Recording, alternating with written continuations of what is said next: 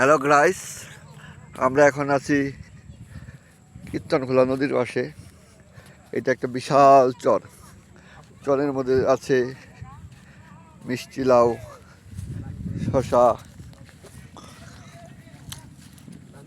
আর এই যে দেশি লাউ সুন্দর আমাদের কুদু, দেশি কুদু, কেউ কেউ বলে দেশি লাউ। আর এই যে বাংলার সবচেয়ে কষ্টের জিনিস, সেই ধান। ধানের খাজা দেয়া কত মানুষ আসছে, নদী গোসল করতে যাচ্ছি আমরা।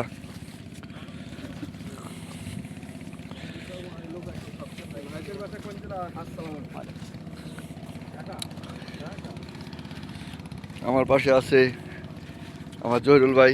জহিরুল ভাই, একটু দেখান তো, আপনি কি তোর মানে এসে খুশি? আমার আফসার ভাই জোলা, সে আখ খাচ্ছে, আখ।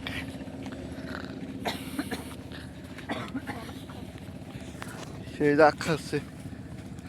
ভাই কিছু বলেন দর্শকের উদ্দেশ্যে।